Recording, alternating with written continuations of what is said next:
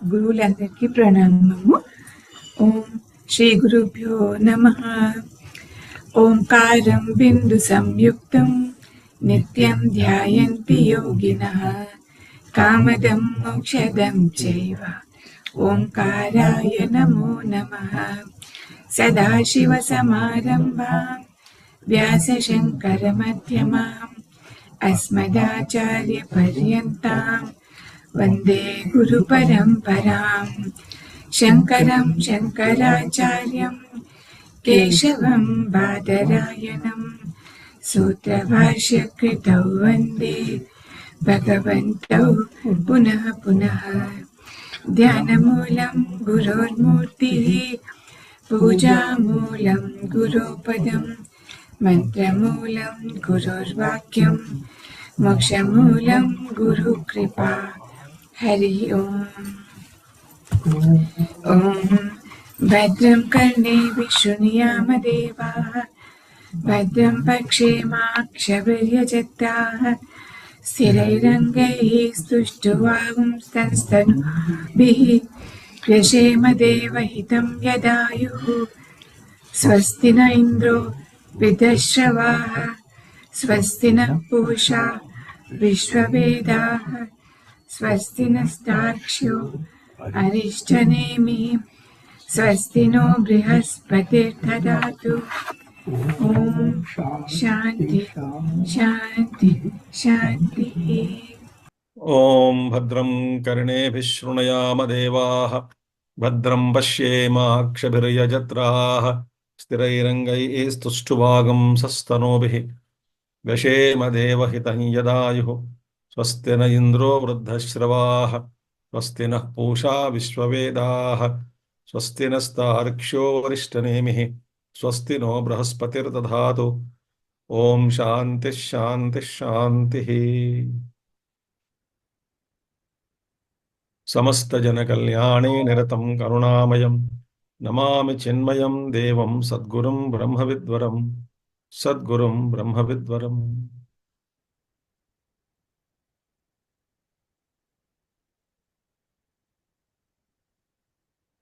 హరి ఓం. మనం రెండవ ముండకంలో ప్రథమ ఖండంలో ఉన్నాం.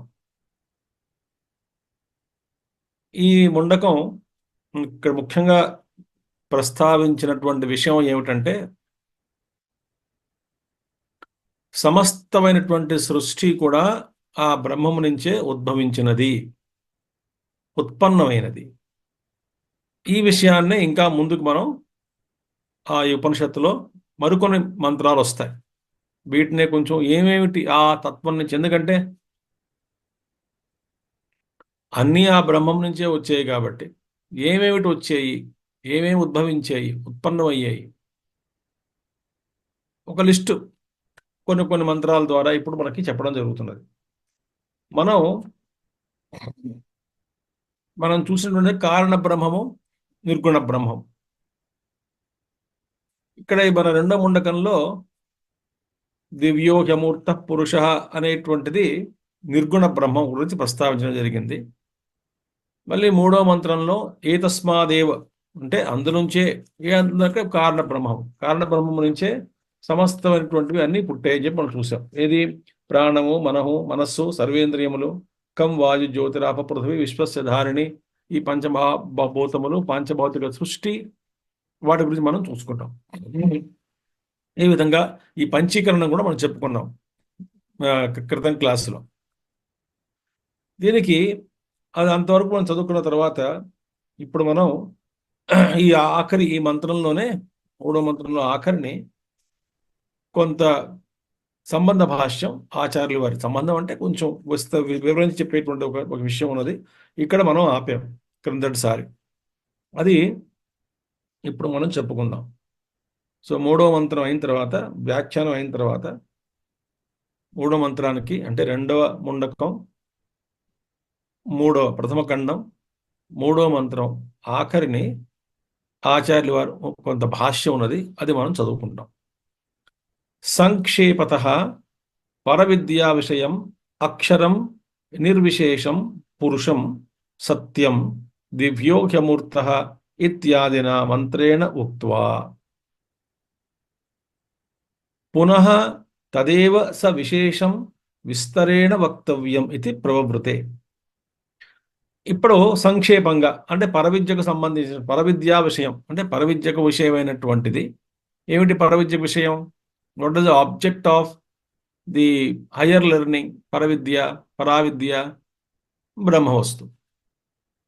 సో పరవిద్యా విషయమైనటువంటి ఆ బ్రహ్మ విద్య ఏదైతే ఉన్నదో ఆ పరవిద్యా విషయం అంటే ఏమిటి? అక్కడ అక్షరము, ఆ విషయం ఎలా ఉంది? బ్రహ్మస్వరూపం. దాని స్వరూపం ఏమిటి? బ్రహ్మ పదార్థం. దాని స్వరూపం ఏమిటి అంటే అక్షరము, నిర్విశేషము. ఈ పదాలు మనం చూసుకున్నాం.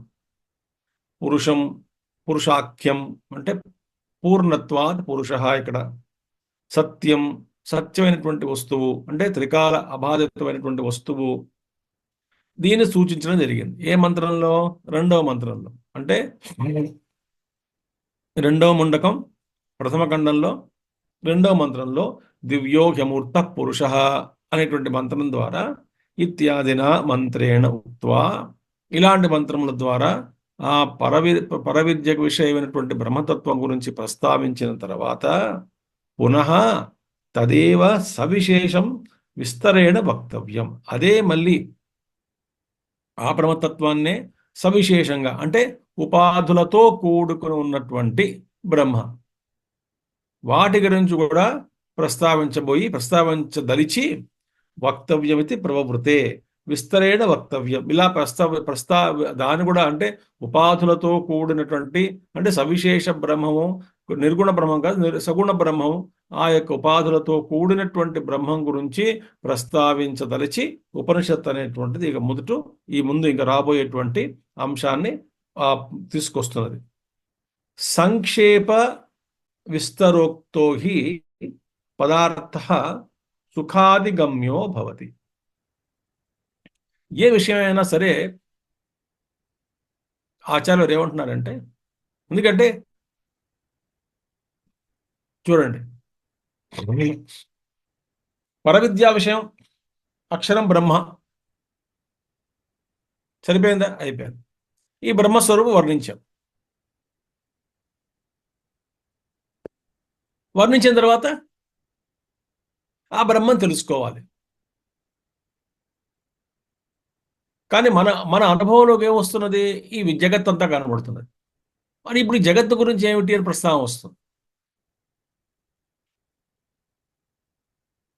కాబట్టి జగత్ ఎక్కడి నుంచి ఉద్భవించింది అంటే బ్రహ్మ నుంచి ఉద్భవించింది. అంటే ఈ బ్రహ్మమే అంటే పాయింట్ టు సర్కంఫరెన్స్ అంటాం.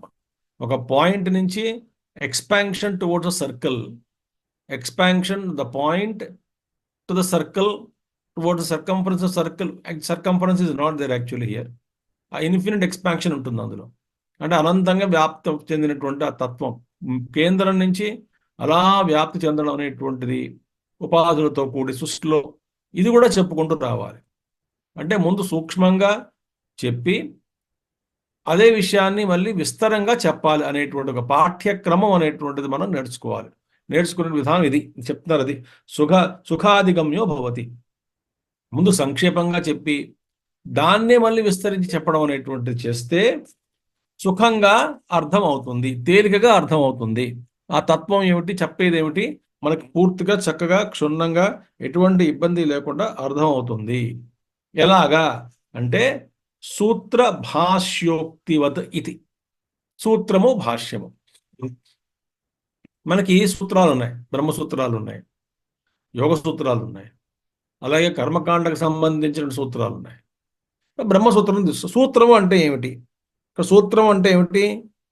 సూత్రం చక్కగా మంచి ఒక ఇది ఉన్నది, ఒక నిర్వచనం ఉంది. సూత్రము అంటే ఏమిటి? అల్పాక్షరం అసందిగ్ధం సారవత్ విశ్వతోముఖం.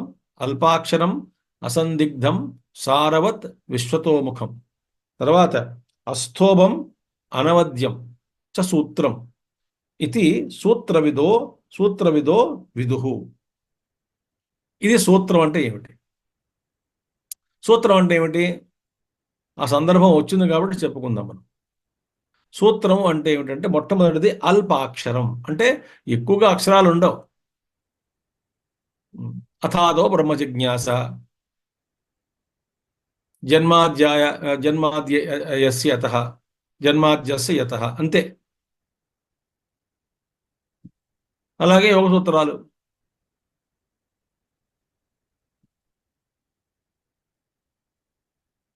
అథ యోగానుశాసనం యోగ చిత్తవృత్తి నిరోధ,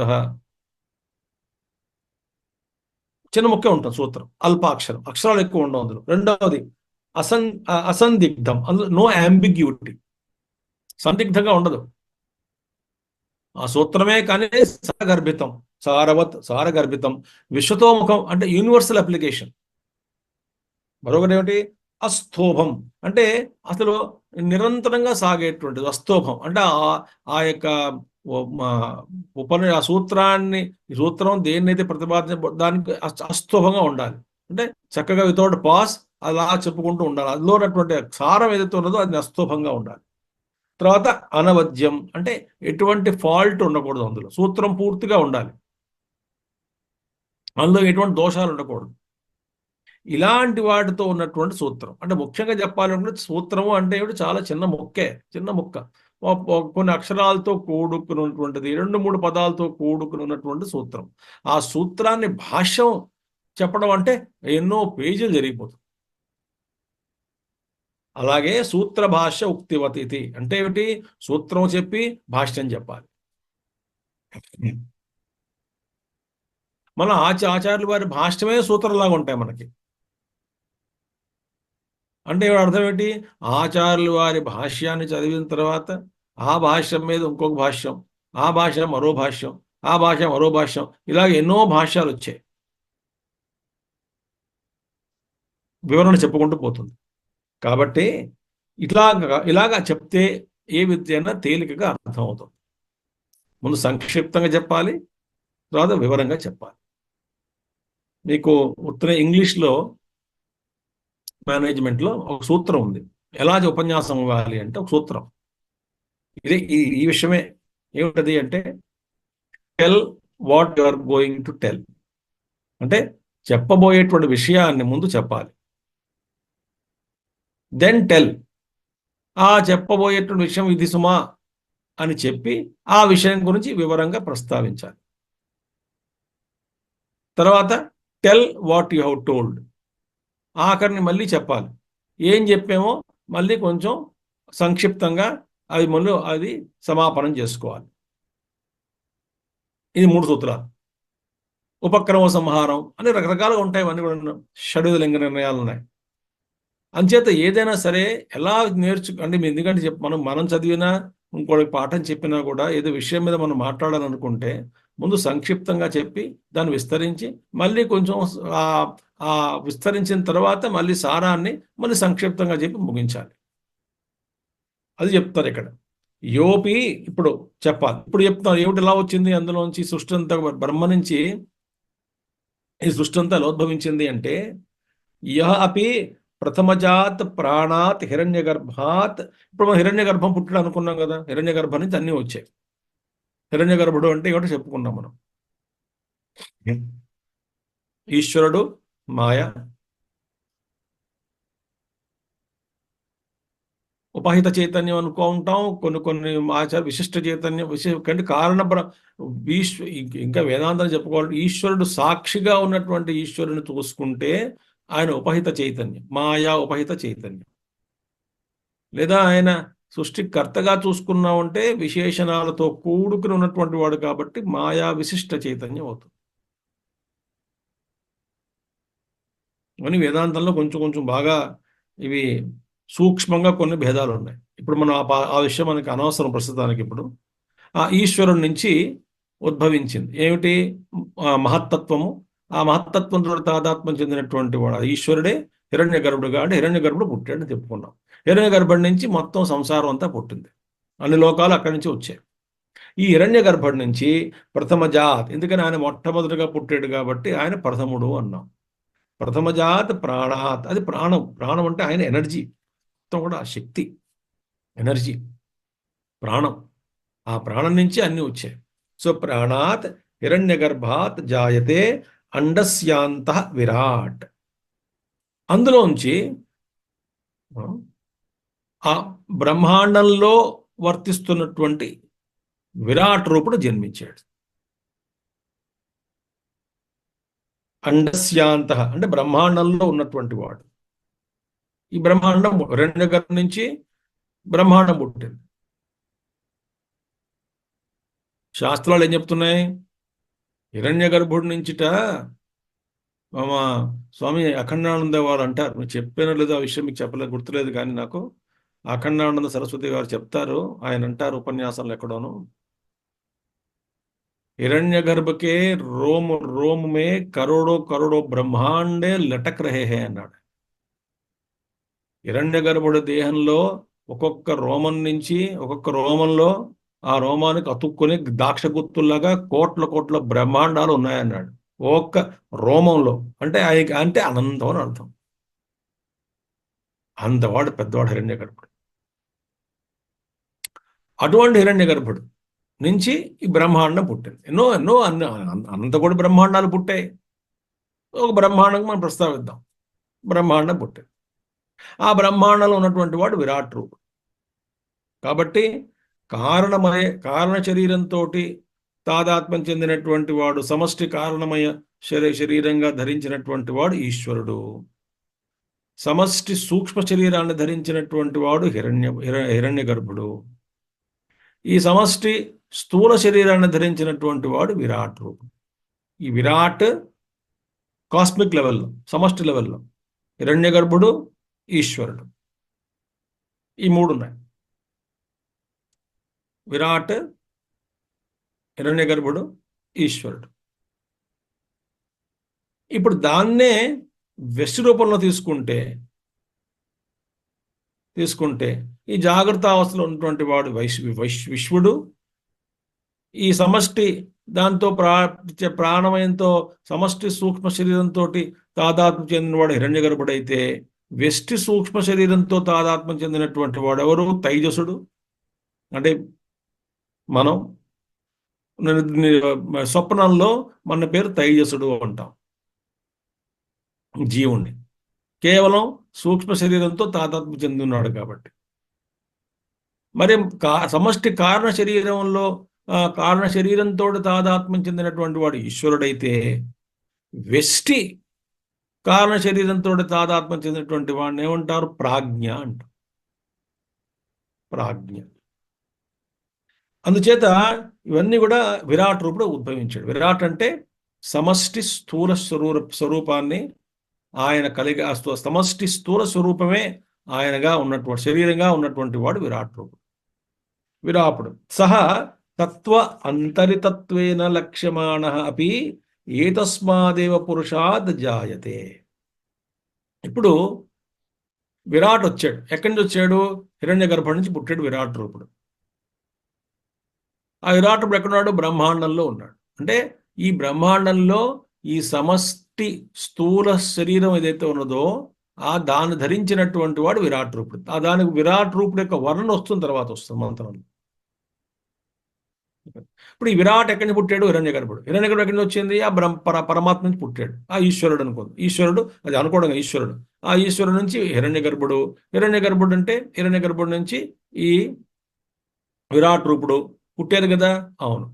అక్కడ ఈశ్వరుడిని ఏమనుకుందాం? బ్రహ్మమే ఈశ్వరుడు. ఎందుకని?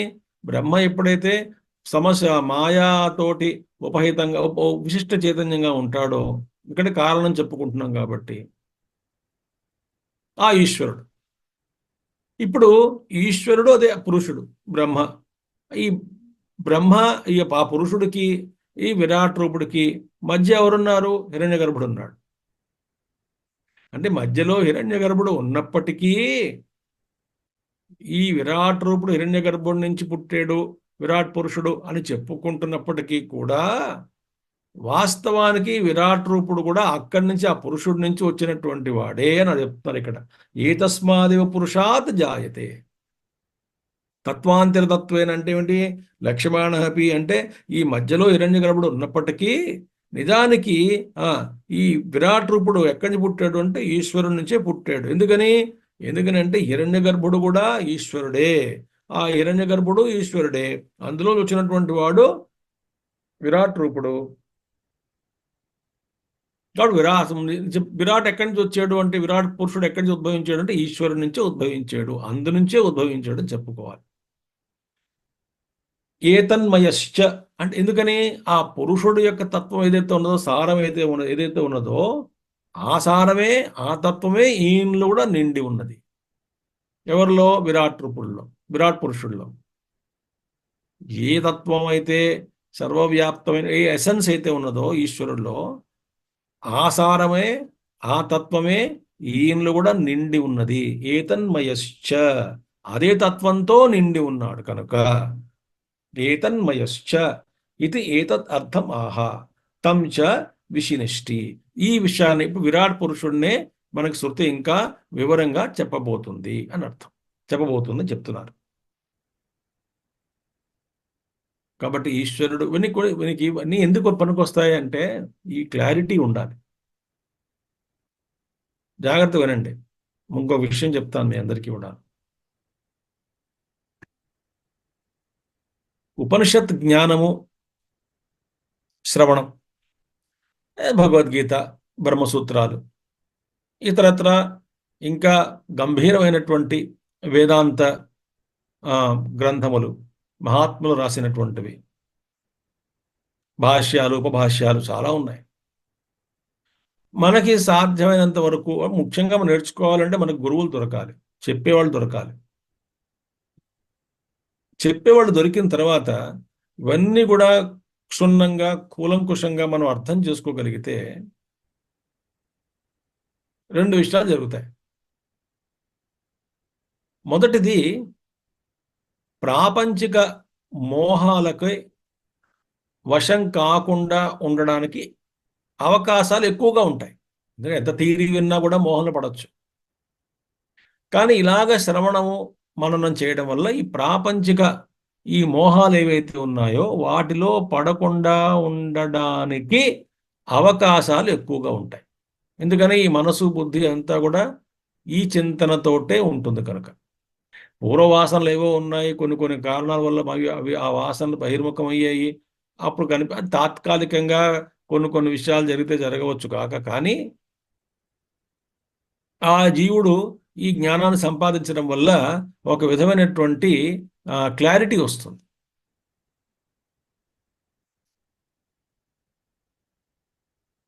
శుద్ధ స్ఫటికంలాగా చూస్తాడు అన్నిటినీ కూడా. అదొక విషయం, అది మోహంలో పడడు. రెండవది, ధ్యానం అనేటువంటిది చాలా తేలికగా కుదురుతుంది.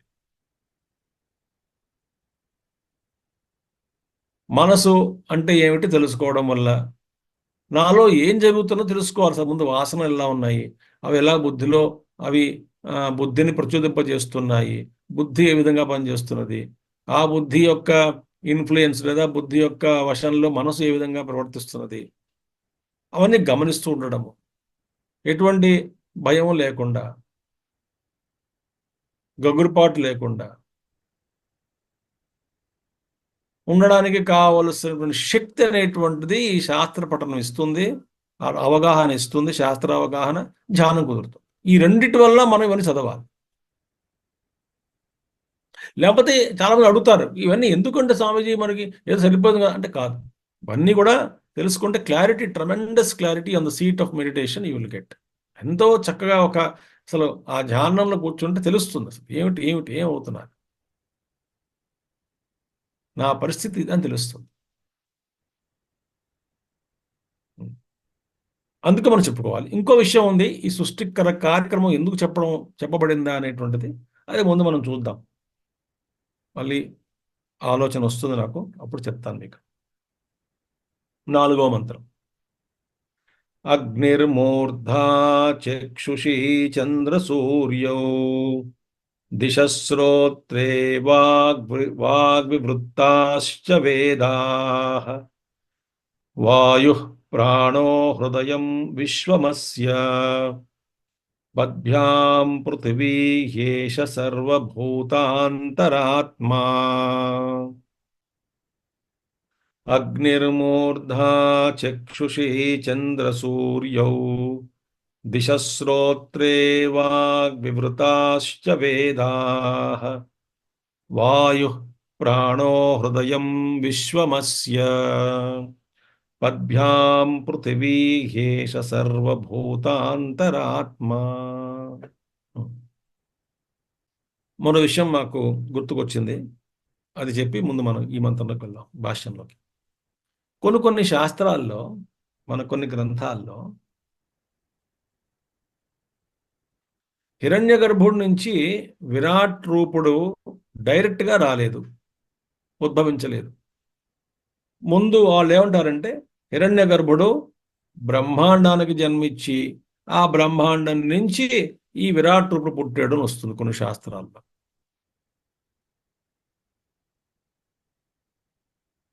మరికొన్ని శాస్త్రాలు హిరణ్య గర్భుడు విరాటుడు వచ్చాడు, డైరెక్ట్గా వచ్చాడు చెప్పడం జరిగింది, విరాట్ పురుషుడు పుట్టాడు. ఏదైనప్పటికీ కూడా విరాట్ రూపుడు ఎవరు అంటే ప్రథమ శరీరి వస్తుంది, మంత్రం తర్వాత వస్తుంది. అంటే ప్రథమ శరీరి అంటే ప్రప్రథమంగా స్థూల శరీరాన్ని కలిగినటువంటి వాడు విరాట్ రూపుడు. స్థూల శరీరం ఎవరికి కలిగింది అంటే విరాట్ రూపుడికి మొట్టమొదటిగా స్థూల శరీరాన్ని కలిగినటువంటి వాడు పొందినటువంటి వాడు విరాట్ పురుషుడు. అదే అవసరం మనకి. బ్రహ్మాండం నుంచి ఉద్భవించాడా, లేదా బ్రహ్మాండం లేకుండా హిరణ్య గర్భుడి నుంచి నేరుగా విరాట్ రూపుడు ఉద్భవించాడా, లేదా ముందు బ్రహ్మాండం పుట్టి అందులోంచి ఉద్భవించాడా విరాట్ రూపుడు, ఇవన్నీ కూడా మనకి రకరకాల శాస్త్రాలు చెప్తాయి. అది కాదు విషయం. అర్థం చేసుకోవాల్సిన ఏమిటంటే విరాట్ రూపుడు అంటే ఎవరు అంటే ఈ విరాట్ అంటే మనకు కనబడుతున్నటువంటి స్థూల సృష్టి అంతా కూడా ఆయన శరీరమే అని వస్తుంది. ఇంపార్టెంట్, ఆయన శరీరమే. అది అర్థం చేసుకుంటే చాలు. ఇక్కడ అగ్ని, ఇప్పుడు ఆ విరాట్ రూపుడు యొక్క అవయవములు ఏమిటి, అంగములు ఏమిటి, ఆయన ఎలా ఉన్నాడు, ఆయన అంగాలు ఏమిటి, ఆయన భాగాలు ఏమిటి, శరీర భాగాలు ఏమిటి చెప్తున్నారు ఇప్పుడు. అగ్ని మూర్ధా చక్షుషి అగ్ని ద్యులోక అసౌ వావలోకో గౌతమ అగ్ని. ఆ ద్యులోకం అనేటువంటి అగ్ని ఆ తర్వాత మంత్రంలో వస్తుంది. అగ్ని ద్యులోకం అనేది మొట్టమొదటి అగ్ని, పంచాగ్ని విద్య వస్తుంది తర్వాత మంత్రంలో. స్వర్గలోకం అది మొట్టమొదటి అగ్ని. కాబట్టి ఏ గౌతమ అనే ఒక శృతిలో చాందోగ్యోపనిషత్తులో వస్తుంది అని ఆ శృతి వాక్యాన్ని బట్టి ఏమిటది, అగ్ని ద్యులోక అసౌ వావలోకో గౌతమాగ్ని ఇది శృతే మూర్ధ యస్య ఉత్తమాంగం శిరః. ఇది ఇక్కడ అంటే ఏమిటి, అగ్ని అనేటువంటి పదానికి ఇది దేవలోకం అనేటువంటి అర్థం. అదే కదా, లోకో అగౌతమాగ్ని. ఏ పురుషుడికి ఈ దేవలోకం శిరస్సో అని అర్థం. ఏ పురుషుడికి విరాట్ రూపుడికి శిరస్సు ఏమిటి అంటే దేవలోకము, దేవలోకమే శిరస్సు.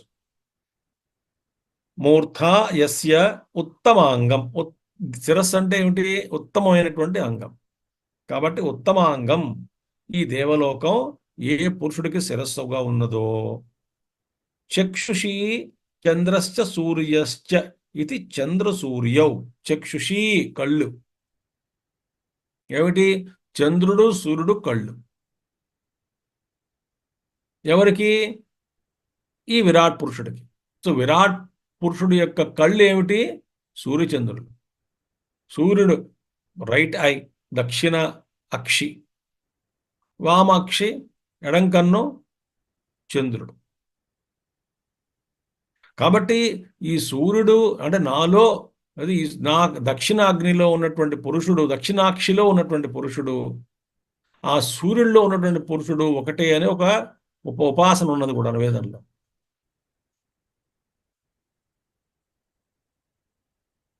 కాబట్టి ఈ రెండు కళ్ళు, ఆ విరాట్ రూపుడు యొక్క కళ్ళు ఏమిటి అంటే సూర్యుడు చంద్రుడు. చక్షుషి చంద్రశ్చ సూర్యశ్చి చంద్రసూర్యౌ యస్య ఇతి సర్వత్ర అనుషంగ కర్తవ్య. యస్య అని ఇక్కడ చూడండి, అగ్నిర్మూర్ధ చక్షుషి చంద్రసూర్య, ఇక్కడ అస్య అని పదం ఉంది. వాయు వాయు ప్రాణ హృదయం విశ్వం అస్య ఉంది కదా, విశ్వం అస్య. అక్కడ ఏమంటున్నారు శంకరాచార్య గారు? అస్య అనేటువంటి పదాన్ని సర్వత్రా అనుషంగ, అక్కడ అన్నిట్లు కూడా అన్ని చోట్ల కూడా అస్య అని జోడించుకోవాలి. అస్య అస్య అస్య అంటే అంటే అతనికి అతనికి అంటూ చెప్పబోయేటువంటి అన్ని కూడా ఈ అనుషంగ కర్తవ్య అస్య ఇది అస్య పదస్య వక్ష్యమాణస్య యస్య ఇది విపరిమణం కృత్వా అని అర్థం. మార్చుకోవాలి. యస్య ఎవరికైతే అని చెప్పుకోవాలి. అస్య అంటే అతనికి, అతనికి దేవలోకం శిరస్సు, అతనికి సూర్యచంద్రాదులు కళ్ళు అని చెప్పడం కాకుండా, ఎవరికైతే ఏ పురుషుడికైతే యస్య, ఏ పురుషుడికైతే దేవలోకము శిరస్సు, ఏ పురుషుడికైతే రెండు కళ్ళు కూడా సూర్యచంద్రులు రెండు కళ్ళు, అలా చెప్పుకుంటూ రావాలని చెప్తున్నారు.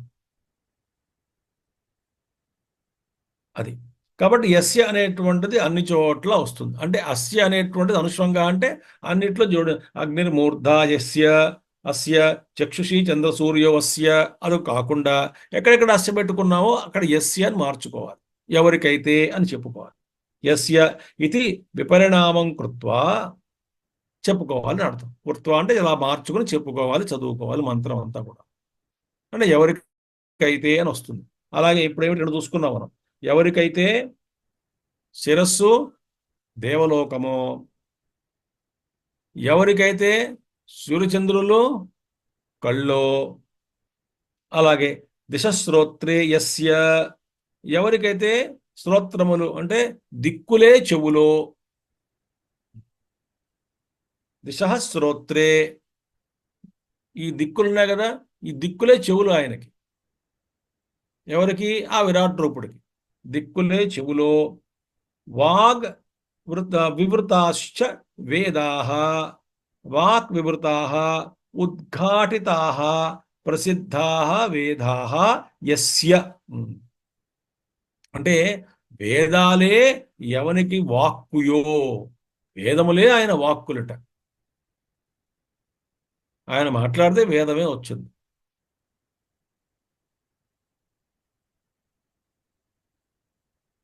ఎవరు మాట్లాడితే? విరాట్ రూపుడు నుంచి. కాబట్టి ఆయన మాట ఏమిటది? వేదములే.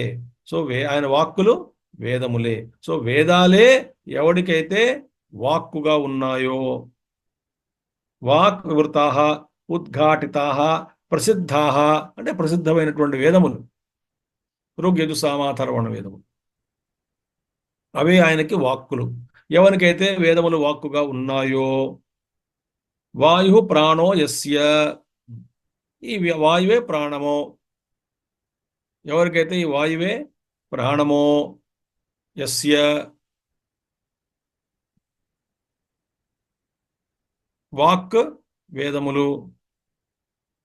తర్వాత వాయు ప్రాణో యస్య, ఎవరికైతే వాయువే ప్రాణమో, హృదయం అంతఃకరణం. హృదయం అంటే ఇక్కడ అంతఃకరణం. ఎవరికి ఏమిటి అంతఃకరణము? విశ్వం సమస్తం జగత్ అస్య యస్య ఇది ఏతత్. ఈ సమస్తమైనటువంటి విశ్వము కూడా ఆయన అంతఃకరణమే, ఆయన హృదయమే, అంటే ఆయన అంతఃకరణమే. ఒక్కసారి వినండి. ఇవన్నీ కూడా మనకి ఈ ఇప్పుడు టైము అనేటువంటిది అంటే ఇప్పుడు మనకు కొంచెం డైవర్సిఫికేషన్ అయిపోతుంది అంటాం, కానీ మీరు ఇంటికి వెళ్ళిన తర్వాత క్లాస్ అయిన తర్వాత కూడా అందరూ కూడా కూర్చుని ఇది ఒక్కొక్క విషయాన్ని ఇది ధ్యానం కింద లేదా సాధన కింద మార్చుకోవాలంటే ఏం చేయాలి అనేటువంటిది ఆలోచించండి. ఆలోచించండి. ఇప్పుడు ఈ విశ్వమంతా ఆయన హృదయంట. అంటే ఆ హృదయం అనేటువంటిది ఈ విశ్వమంతా వ్యాపించింది. ఆ హృదయమే విశ్వం.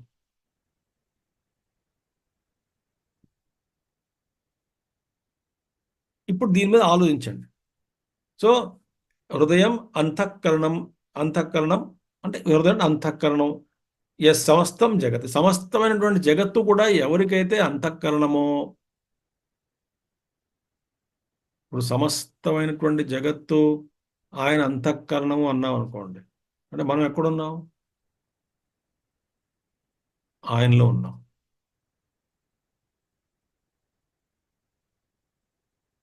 తర్వాత చెప్తారు ఇవన్నీ కూడా. వికారం ఏమైనా వస్తుంది తర్వాత. నువ్వు ఎక్కడున్నావు? ఆయనలో ఉన్నావు. అందుకే వేదాలు ఏముంటాయి, కొన్ని కొన్ని మన శాస్త్రాలు, ఈ సమస్తమైన సృష్టి కూడా ఆ పరమాత్మ యొక్క ఆలోచన రూపంలో ఉంది. అంతే, ఆలోచన మాత్రమే అది. ఆయన ఆలోచనలోనే సృష్టి అంతా ఉన్నది. ఎలాగైతే మన స్వప్నం మన ఆలోచనల్లోనే ఉన్నదో, నిజానికి లేదో, వాస్తవానికి లేదో,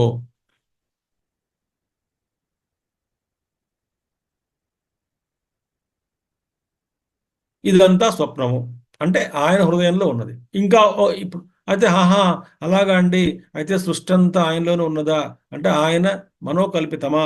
అవును. ఆయన అంతఃకరణ వికారమైన ఇదంతా? ఎస్, ఆయన అంతఃకరణ వికారమే.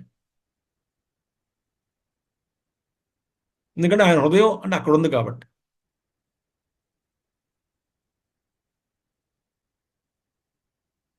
ఇదంతా ఆయనకి స్వప్నంలాగా ఉన్నదా? ఎస్. హిరణ్య గర్భుడు సృష్టిస్తున్నాడు స్వప్నాన్ని, చూస్తున్నాడు. ఇప్పుడు నాకు వచ్చినటువంటి సాధన ఏమిటండి ఇందులో? అయితే నేనేం చేయాలి? ఒక్క విషయం, చిన్న సూక్ష్మమైన విషయం చెప్తాను మీకు. మనం కల్లో పులి, ఓ మనిషి, ఓ చెట్టు, నది, ఓ పుట్ట, ఓ పాము, ఇలా సృష్టిస్తుంటాం. అంటే జడ జడ పదార్థములు, చేతనమైనటువంటి జీవులు మనం సృష్టిస్తాం. ఎక్కడ? స్వప్నంలో. అంటే స్వప్నం అంతా కూడా మన సృష్టే, మనసులో కల్పితములే, ఆలోచన యొక్క అవన్నీ కూడా వికారములే. అందులో సృష్టిస్తున్నాం, మన మనసులో సృష్టించుకుంటున్నాం స్వప్నాన్ని. అవన్నీ తిరుగుతున్నాయి, జంతువులు ఉన్నాయి, మనుషులు ఉన్నారు, అందరూ ఉన్నారు. మనం సృష్టించాం, మన మనసే ఇవన్నీ కూడా ఆ ఆకృతుల్లో పరిణామం చెంది తిరుగుతున్నది లోపల, మన ముందే తిరుగుతున్నది, మన ముందే ద్వైతంలా వ్యవహరిస్తున్నది. నేను ఎవరితో వాదిస్తున్నాను, వాడు నాకన్నా భిన్నంగా ఉన్నాడు, కానీ అదే నిజంగా భిన్నంగా ఉన్నాడా? లేదు. ఇప్పుడు ఎవరు? నా మనసే అది. ఓహో. ఇప్పుడు ఆ స్వప్నం, అసలు విషయం చెప్తున్నాను ఇప్పుడు. అక్కడ మీరు సృష్టించినటువంటి పులో లేకపోతే పాము మీ దగ్గరికి వచ్చి అడుగుతుందా, నన్ను పావుగా ఎందుకు సృష్టించేవు, నన్ను పులిగా ఎందుకు సృష్టించలేదు అని? లేదా నన్ను పులిగా ఎందుకు సృష్టించేవు, నన్ను మనిషిగా సృష్టించవచ్చు కదా?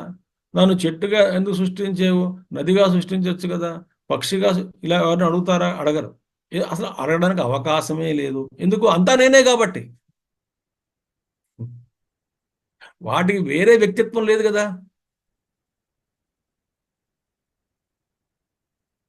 అవి నిజంగా నాకన్నా భిన్నం అయితే నన్ను అడగచ్చు, నన్ను ఎందుకు అలా సృష్టించారు అని. నిజానికి అవంతా నా మనసే కదా. ఏ విధంగా అయితే స్వప్నంలో మనం సృష్టించినటువంటి పశుపక్ష్యాదులు, జంతువులు, లేదా ఈ జడ ప్రపంచము మనల్ని ఏ విధంగా అయితే ప్రశ్నించదో సృష్టికర్తని, మనం కూడా ఈ మనం కూడా ఆయన సృష్టిలో ఉన్నాం కాబట్టి మనం ఏమి చేయాలి?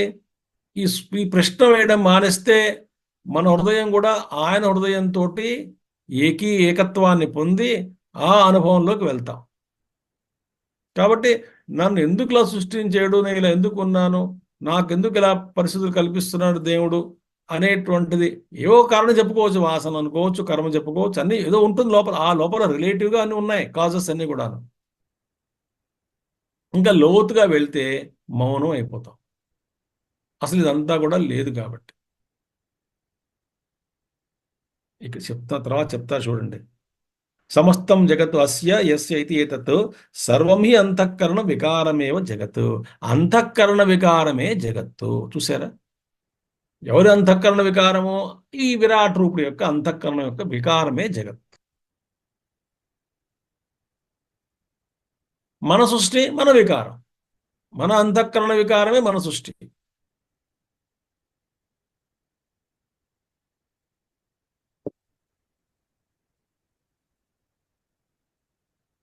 అదే చిన్న తేడా ఏంటంటే ఈశ్వరుడు సృష్టిస్తున్నాడు, కానీ సృష్టికి ఆ ఆయన అతీతుడుగా ఉన్నాడు, మాయకు లోపడలేదు. మనం మాయా అధీనులుగా ఉన్నాం కాబట్టి మనకి ఈ దుఃఖం అనేటువంటిది అంటుకుంటున్నాం.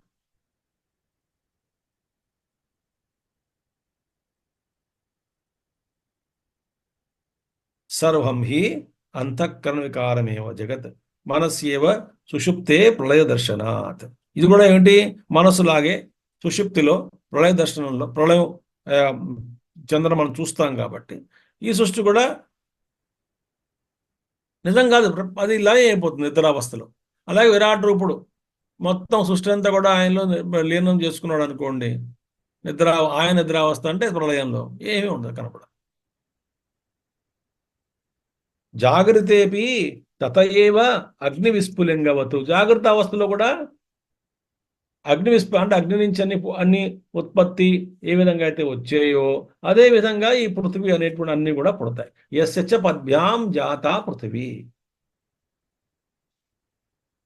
కాబట్టి ఆ విరాట్ రూపుడి నుంచే అన్ని వచ్చాయి. ఆ విరాట్ రూపుడి నుంచే పృథివీ పుట్టింది. భూలో భూలోకం. భూలోకం ఏంటి, అందుకే అంటారు పద్భ్యాం జాత. భూలోకాన్ని దేంతో పోల్చారు, ఎవరి పాదములైతే పృథ్వీలోకము, లేదా ఎవరికి పృథ్వీలోకం పాదాలు అని అర్థం. ఎవరికి ఈ పృథ్వీలోకము పాదములు. విరాట్ రూపుడు యొక్క శరీరం ఇదంతా కూడా. కాబట్టి శిరస్సు స్వర్గలోకం, పాదాలు పృథ్వీలోకం. అందుకే ఇప్పుడు ఈశ్వరుడు కూడా అభిన్న నిమిత్తోపాదాన కారణం కాబట్టి, అంటే ఆయనే మెటీరియల్ కాదు, ఆయనే ఎఫిషియెంట్ కాదు. ఉపాదాన కారణము ఆయనే, నిమిత్త కారణము ఆయనే. ఇప్పుడు ఇది ఇది ఈ విషయం అర్థం చేసుకున్న తర్వాత, అంటే ఈ అర్థం ఏమిటి అంటే, నేను ఏం చేస్తున్నా, ఏం చూస్తున్నా, దేన్ని పట్టుకున్నా అంతా ఈశ్వరుడేగా. అది నా శరీరము ఈశ్వరుడే, అంతా ఈశ్వరమయమే.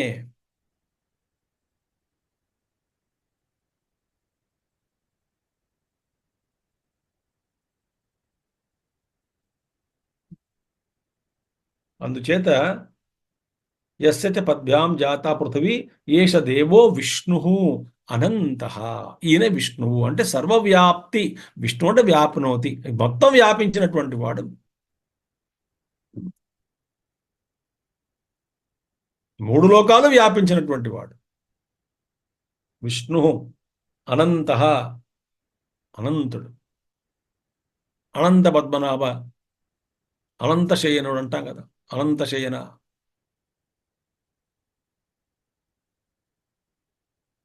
ప్రథమ శరీరి, దీన్నే ప్రథమ శరీరి. ఇందాక మనం చెప్పుకున్నాం, మొట్టమొదటిగా శరీరాన్ని, స్థూల శరీరాన్ని కలిగినటువంటి వాడు విరాట్ రూపుడు, ప్రథమ శరీరి. ఇదంతా ఆయన శరీరమే, ప్రథమ శరీరి. త్రైలోక్య దేహ ఉపాధి, ఈ మూడు లోకాలు ఆయన ఉపాధిగా ధరించినటువంటి వాడు ఎవరు, విరాట్ రూపుడు. ఉపాధి సర్వేషాం భూతానాం అంతరాత్మ. పాప, ఈ సమస్తమైనటువంటి భూతములో ఉన్నాయి కదా, ఆయన అంతరాత్మ. ఎందుకని, ఈ జగత్తంతా ఆయన హృదయం కాబట్టి, ఆయన లేని స్థలం లేదు కాబట్టి, అందరి హృదయంలో ఆయనే ఉన్నాడు కాబట్టి, అది జగత్, ఈ జగత్ ఆయన అంతఃకరణం హృదయం కాబట్టి, అంటే అందరి హృదయాలలో ఆయన ఉన్నాడని అర్థం. ఈశ్వర సర్వభూతానాం హృత్ దేశే అర్జున తిష్టతి. భోక్తారం యజ్ఞతపసాం సర్వలోకమహేశ్వరం సుహృదం సర్వభూతానాం జ్ఞాత్వా మాం శాంతిముచ్యతే.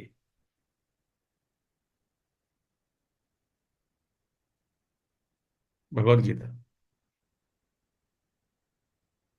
ఈశ్వర సర్వభూతానాం హృత్ దేశే, అంటే హృదయంలో, సమస్త భూతముల యొక్క హృదయములలో, వారి వారి హృదయములలో ఈశ్వరుడు తిష్టతి, ఉన్నాడు.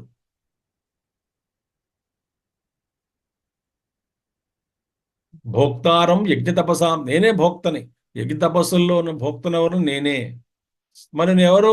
సర్వలోక మహేశ్వరం, అన్ని లోకాలకి ఈశ్వరుణ్ణి. ఎక్కడున్నాను? సుహృదం సర్వభూతానాం, అందరికీ నేను ఒక స్నేహితుడిలాగా ఉన్నాను. ఎక్కడున్నాను? లోపలే ఉన్నాను. హృదయంలో ఉండే నేను సుహృదుగా ఉన్నాను. సుహృద్ లోపల ఉన్నాను, హృదయంలో కూర్చున్నాను, స్నేహితుడిగా ఉన్నాను అందరికీ కూడా. నన్ను తెలుసుకున్న తర్వాతనే శాంతి అనేటువంటిది కలుగుతుంది. అసలు శాంతి అంటే మనకు తెలియదండి ఎప్పుడు కూడాను. ఈ శాంతి అనేటువంటిది ఎప్పుడు అసలు శాంతి అంటే బాగా ధ్యానంలో వెళ్ళిన తర్వాత, మనసు అనేటువంటిది పూర్తిగా శుద్ధపరుచుకున్న తర్వాత, మనసు కూడా లయం అయిపోయిన తర్వాత, నేను నిద్రపోకుండా మనసు లయమైంది, నేను నిద్రపోలేదు. ఆ స్థితిలో ఉన్నప్పుడు కలిగేటువంటి శాంతి, అసలు ఆ శాంతి అనేటువంటి దాని గురించి ఈ మాటల్లో చెప్పడం అనేటువంటిది అది అసంభవం. అది అనుభవమే అనుభవం. అటువంటి శాంతి మనం తెచ్చుకోవాలి.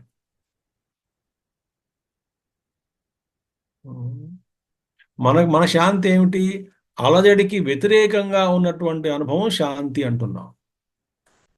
అలజడి ఉపశమం చెందినప్పుడు, ఉపశమింపజేసినప్పుడు అలజడులని మనం శాంతి అంటున్నాం. కానీ ఉపశమింపజేసినటువంటి అలజడి లోపల పొటెన్షియల్గా అశాంతి దాగి ఉంది.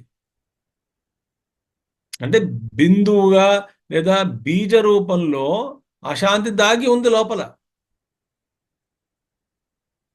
మన శాంతి ఏదైతే ఉన్నదో ఆ శాంతి అనేటువంటిది అశాంతికి వ్యతిరేకంగా ఉన్నటువంటిది. వ్యతిరేకంగా ఉన్నది కాబట్టి ఆ శాంతిలోనే అశాంతి దాగి ఉంది, గర్భితమై ఉన్నది.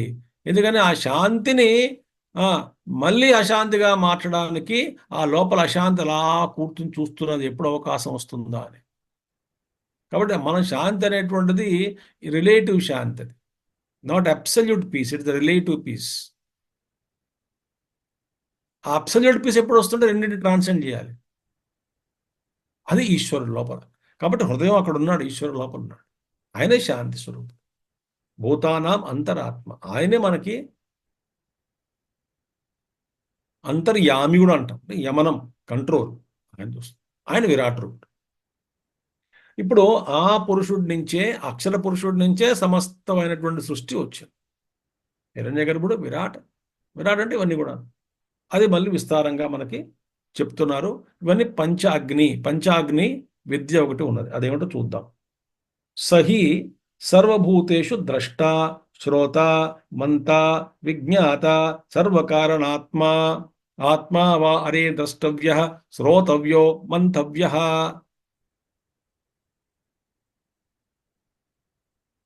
ఆత్మా వా అరే ద్రష్టవ్య, శ్రోతవ్యో మంతవ్యో నిధిధ్యాసితవ్య. అది మంత్రం. ఆత్మను దర్శించాలి అంటే, అనుభవించాలి అంటే, తెలుసుకోవాలి, జ్ఞానాన్ని కలిగించుకోవాలి. ఏ జ్ఞానము అంటే ఆ విజ్ఞానం.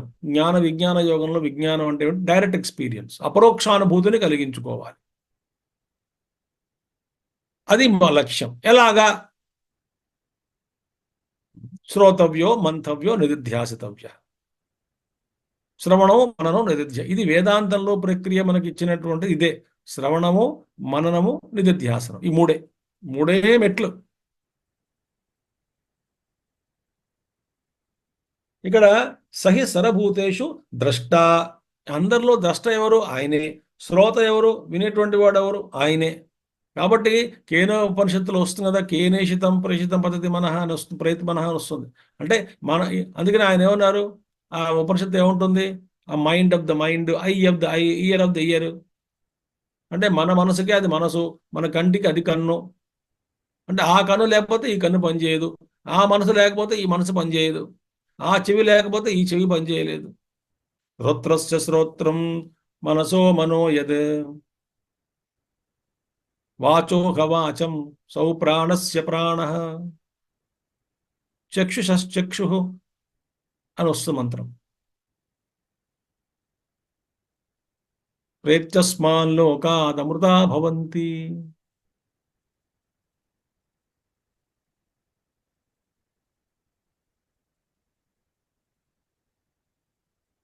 కాబట్టి ఆయనే శ్రోత, మంత అంటే ద్రష్ట, చూసేటువంటి వాడు, వినేటువంటి వాడు, మంత ఆలోచించేటువంటి వాడు, విజ్ఞాత తెలుసుకునేటువంటి వాడు, సర్వకారణ ఆత్మ అన్నిటికీ కారణ స్వరూపుడైనటువంటి వాడు, వీటన్నిటికీ కారణ స్వరూపుడుగా ఉన్నటువంటి వాడు పరమాత్మ, ఆ ఈశ్వరుడే లోపల ఉన్నాడు.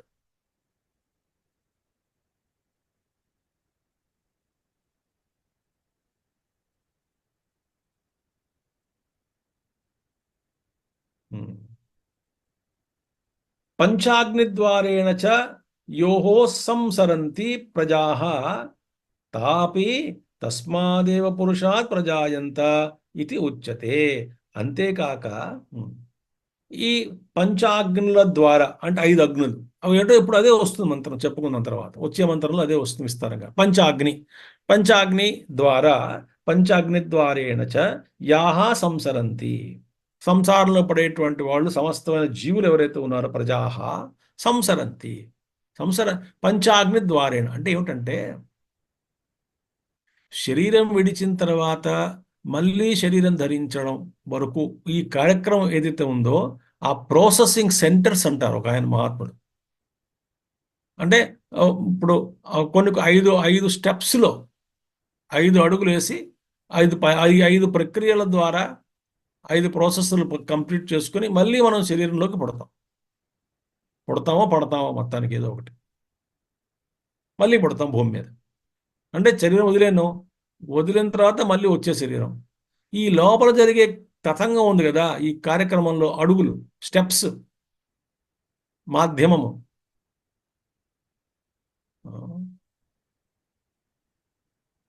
అవి పంచాగ్ని అంటాం. ఆ పంచాగ్ని ద్వారా మనం తిరిగి మళ్ళీ భూలోకానికి వస్తాం, ఈ జీవుణ్ణి తీసుకొస్తారు. కాబట్టి పంచాగ్ని ద్వారా, ఏ పంచాగ్నుల ద్వారా ఈ సంసారంలో పడేటువంటి జీవులందరూ కూడా సంసరంతి ప్రజాః తాపి తస్మాదేవ పురుషాత్ ప్రజాయంతే, ఆ జీవులందరూ కూడా ఆ పరమ పురుషుడు, తాపి అంటే ఈ సంసారంలో పడి పంచాగ్నుల ద్వారా సంసారంలో పడి తిరుగుతున్నటువంటి సమస్తమైన జీవులు కూడా ఆ పురుషుడి నుంచే ఉద్భవించేరు. తాపి తస్మాదేవ పురుషాత్ ప్రజాయంత ఇది ఉచ్యతే. అందులోంచి వచ్చినటువంటి వాళ్ళే అని ఉపనిషత్ మంత్రం చెప్పబోతుంది. ఇప్పుడు పంచాగ్నులు అంటే ఏమిటి, ఇది నెక్స్ట్ మంత్రం వస్తుంది. మొదటి అగ్ని, రెండవ అగ్ని, మూడవ అగ్ని, నాలుగవ అగ్ని, ఐదవ అగ్ని. ఉపనిషత్తులు కూడానండి ఇప్పుడు ఏదో 4 అడుగులు అయ్యి అంటాం, లేదా 4 స్టేషన్లు వస్తాయంటాం, మధ్యలో చెప్పుకుంటూ పోతాం. ఇప్పుడు ఈ పాయింట్ ఏ నుంచి పాయింట్ బికి వెళ్ళండి, ఇది రోడ్ అంటాం, బాగానే ఉంది. మనం చూడడానికి ఏమనిపిస్తుంది, ఏ నుంచి బి, బి నుంచి సి, సి నుంచి డి, అలా వెళ్ళిపోతాం, బయలుదేరుతాం అనుకుంటాం. కానీ ఏకి బికి మధ్యనే ఎన్నో అనుభవాలు వస్తాయి. మళ్ళీ ఎన్నో దుకాణాలు, షాపులు, ట్రాఫిక్, నానా హంగామా. రోడ్డు బాగుండొచ్చు, బాగులేకపోవచ్చు, మలుపులు ఉండొచ్చు, ఎగుడు దిగుడులు ఉండొచ్చు, అప్స్ అండ్ డౌన్స్ ఉండొచ్చు, మధ్యలో కొండలు ఉండొచ్చు, వర్షం పడచ్చు, అరణ్యం ఉండొచ్చు. అవన్నీ మళ్ళీ ప్రస్తావించారు. ఎంతని చెప్తాం, ఎన్ని చెప్తాం.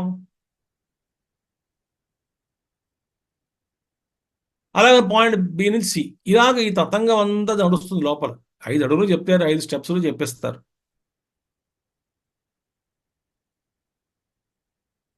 ఇదికి 2, 3, 4, 5 మనం తిరిగి వస్తాడు అని. ఈ మధ్యలో మనం ఇప్పుడు ఉపనిషత్తులు ప్రస్తావించరు, ఏవో కొన్ని పురాణాల్లోనో. కానీ ఇంత వివరంగా చెప్పడం కష్టం. అదే కొంతమంది మహాత్ములు, సిద్ధపురుషులు, యోగులు వీటి గురించి ప్రస్తావిస్తారు. కొన్ని చోట్ల ఉన్నాయి అవన్నీ కూడా వివరాలు.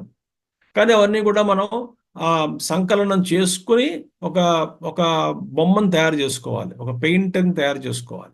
ఎందుకంటే ఇదొక ముక్క, అదొక ముక్క, అక్కడ విషయం, ఇక్కడ విషయం ఉంటుంది. ఆ విషయాలన్నీ కూడా క్రోడీకరించి దగ్గర తీసుకొచ్చి ఒక రూపాన్ని అప్పుడు అర్థమవుతుంది.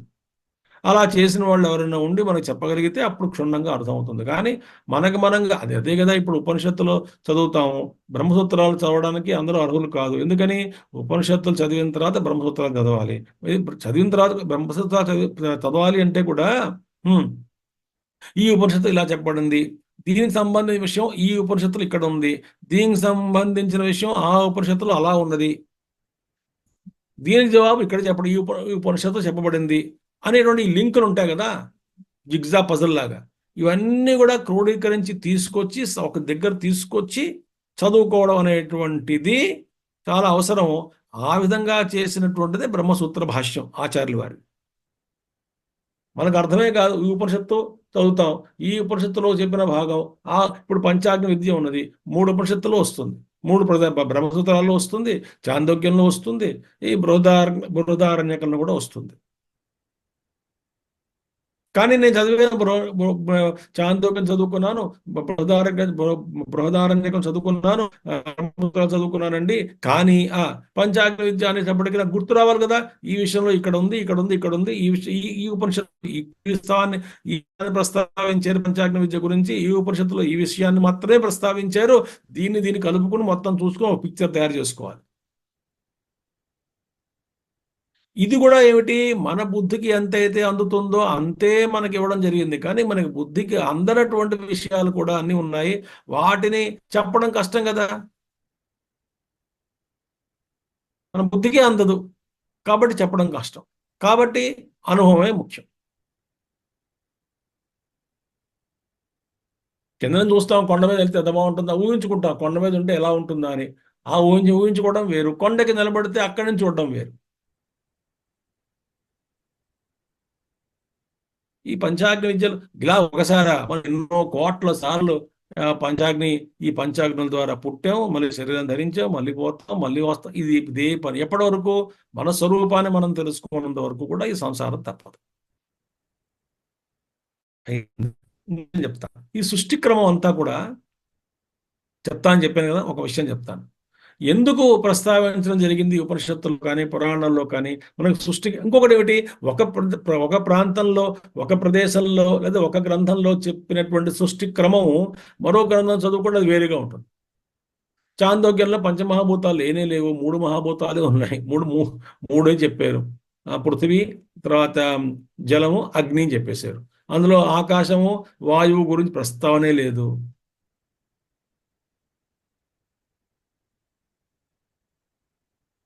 మరి మిగతా ఉపనిషత్తులో 5 చెప్పారు.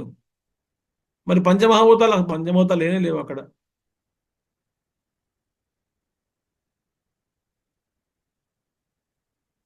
మరి అది కరెక్టా ఇది కరెక్టా అంటే అసలు విషయం అర్థం చేసుకోవాలి. ఏమిటి అంటే,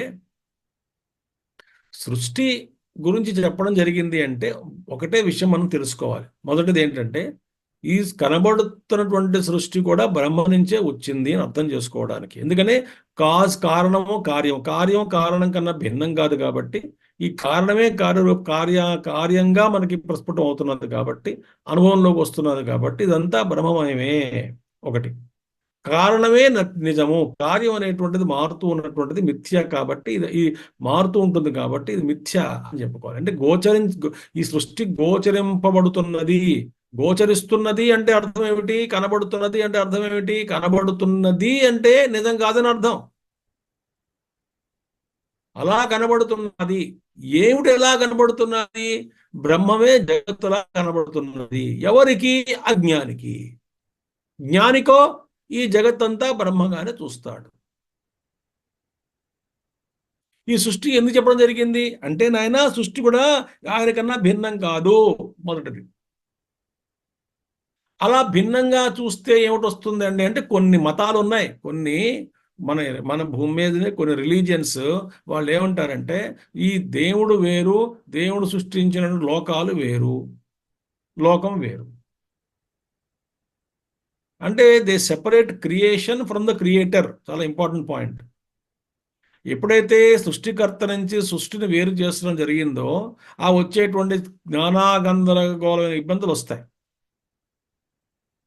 వేదాంత పరంగా చెప్పుకోవాలి అంటే ద్వైతం వచ్చింది కాబట్టి మరి ఇక్కడ this is conditioned by it and by that is limiting this is limiting that అంటే దీని ద్వారా దాని పరిచ్ఛునుడయ్యాడు. సృష్టి ద్వారా పరమాత్మ సృష్టికర్త పరిచ్ఛునుడై ఉన్నాడు. సృష్టికర్త అస్తిత్వం వల్ల సృష్టి అనేటువంటిది పరిమితమైనటువంటిది అలా అయి ఉన్నది అని అనుకుంటూ వస్తాం. కానీ అదొక ఆ కారణం కాకుండా ఇంకొక ఇబ్బంది ఏమిటంటే మామూలుగాను ఈ సృష్టి అంతా కూడా సృష్టికర్త సృష్టించాడు కాబట్టి మన వేదాంతం వచ్చేసరికి అయ్యా సృష్టికర్తకి భిన్నంగా సృష్టి ఉంటే ఈ సృష్టికర్త కూడా అనంతుడు అవ్యయుడు కాలేడు కాబట్టి పరిమితుడైపోతాడు కాబట్టి ఇది అసాధ్యం అని చెప్పడం జరుగుతుంది. ఇంకొక కారణం ఏమిటంటే మిగతా ఇతర మతాల్లో ఈ విధంగా వాళ్ళు చర్చించుకోవడం వల్ల వాళ్ళ ఏం అర్థాన్ని తీసుకొచ్చారు, సృష్టికర్త వేరు సృష్టి వేరు కాబట్టి ఈ సృష్టి అంతా కూడా నా భోగ్య పదార్థమే అని నిర్ణయించుకున్నారు. కాబట్టి జంతువులు కానీ వృక్షములు కానీ పృథ్వీ కానీ అంతా ఎవరికంటే మానవుడే గొప్పవాడు, నేనే గొప్పవాడిని, నా భోగమునకే సృష్టించబడింది కాబట్టి నేను అసలు ఎటువంటి సంకోచం లేకుండా ఇవన్నీ కూడా అనుభవిస్తూ ఉంటాను. ఎందుకని ఈ ఈశ్వరుడు సృష్టించాడు ఎవడికిట, మనిషికిట. ఏమిటి సృష్టించాడు? ఈ మిగతా సృష్టి అంతా కూడా జంతువులు వృక్షములు ఖనిజములు అన్నీ కూడా ఈ మానవుడి యొక్క భోగానికే సృష్టించబడింది కాబట్టి నేను అనుభవిస్తాను. నా దేవుడు వేరే ఉన్నాడు, వాడి సృష్టి కన్నా భిన్నంగా ఉన్నాడు, ఎక్కడో ఉన్నాడు. కాబట్టి సృష్టి పట్ల వ్యక్తుల పట్ల ఇతర జాతుల పట్ల అంటే ఇతర ప్రాణుల పట్ల ఒక అవగాహన ప్రేమ సహృదయ అవి ఉండదు. ఇంకా అంతా నా భోగానికే. కాబట్టి హింస అనేటువంటిది పెరుగుతుంది. ఇందులో పోటీ పడతారు ఎవరు ఎక్కువ హింసిస్తున్నారో ఎవరు. 10 మంది కుక్కల్లాగా అనమాట. ఒక మొక్క ఉంది 10 మంది కొట్టుకుంటున్నాం అందరికి కావాలని. ఆ విధంగా పడి ఈ విధంగా వస్తుంది. అంటే సృష్టి పట్ల ఒక సరైన అవగాహన పోతుంది. మనం ఏం చేస్తున్నాం ఇప్పుడు? మొత్తం అంతా కూడా పరమాత్మ స్వరూపమే కాబట్టి అందరిలో నేనున్నాను, నాలో అందరూ ఉన్నారు కాబట్టి ఎప్పుడైతే ఈ ఆధ్యాత్మిక జ్ఞానం అయితే వస్తుందో భూమి మీద అప్పుడే నిజమైనటువంటి శాంతి అనేటువంటిది అలవరుతుంది. అప్పటి వరకు కూడా మానవ జాతికి అనేటువంటిది ఎటువంటి దిక్కు మొక్కు ఉండదు. మనం ఎంత విజ్ఞానాన్ని సంపాదించినా సరే, ఎంత విధంగా మనం బహిర్ముఖమైన విద్యలు గ్రహించినప్పటికీ కూడా మానవ జాతి ఎప్పుడైతే ఆధ్యాత్మిక దృష్టి ద్వారా నేను అందరిలో ఉన్నాను, అందరూ నాలో ఉన్నారు, ఇదంతా ఒక్కటే సుమ అనేటువంటి అనుభవం లేదా అర్థానికి చేసుకున్నప్పుడే శాంతి అనేటువంటిది, సౌభ్రాతృత్వం ఇలాంటివన్నీ కూడా బయటకి ప్రచారంలోకి వచ్చి చక్కగా పృథివీ మీద శాంతి అనేటువంటిది స్థాపింపబడుతుంది. కానీ లేకపోతే అసంభవం అసంభవం అసంభవం. ఇన్నున్నాయి గొడవలు. అందుకే నేను చెప్పాను ఇవన్నీ కూడా ఏ మంత్రం మీద బాగా ఆలోచించాలి. చేత ఈ విధమైనటువంటి అందుకే సృష్టి అంతా ఆయన నుంచే వచ్చింది. ఇదంతా ఆయనే అంటే ఏంటి? నేను అందులో ఉన్నాను అంటే నా స్వరూపం ఆయనదే. నా స్వరూపం ఆయనలో నేనున్నాను, నేను నాలో ఆయన ఉన్నారు, నాలో మీరందరూ నాలో ఉన్నారు, నేను మీలో ఉన్నాను. ఇదంతా కూడా చేసుకుంటే అర్థం ఏమిటవుతుంది? అప్పుడు అంతా నా స్వరూపమే కాబట్టి నన్ను నేను హింసించుకోగలనా? పృథ్వీ మాత కూడా నా స్వరూపమే కాబట్టి నేను పృథ్వీదేవిని బాధ పెట్టగలనా? అంటే గౌరవంగా బతుకుతాను. ఇవి వచ్చేటువంటి ఇబ్బందులు. చాలు వాళ్ళకి మనం కాలాతీతమైంది కొద్దిగాను. రేపు మనం ఈ పంచాగ్నులు విద్య ద్వారా జీవుడు శరీరం వదిలిన తర్వాత మళ్ళీ తిరిగి ఎలా వెనక్కి వస్తాడు అనేటువంటిది మనం రేపు చూద్దాం. ఇవాళ ఇక్కడితో ముగించుకుందాం. ఓం పూర్ణమదః పూర్ణమిదం పూర్ణాత్ పూర్ణముదచ్యతే పూర్ణస్య పూర్ణమాదాయ పూర్ణమేవావశిష్యతే. ఓం శాంతి శాంతి శాంతి. హరి ఓం శ్రీ గురుభ్యో నమః. హరి ఓం సద్గురునాథ్ మహారాజ్ की जय. సమస్త గురు పరంపర की जय. దక్షిణామూర్తి గురవే నమః. శుభం.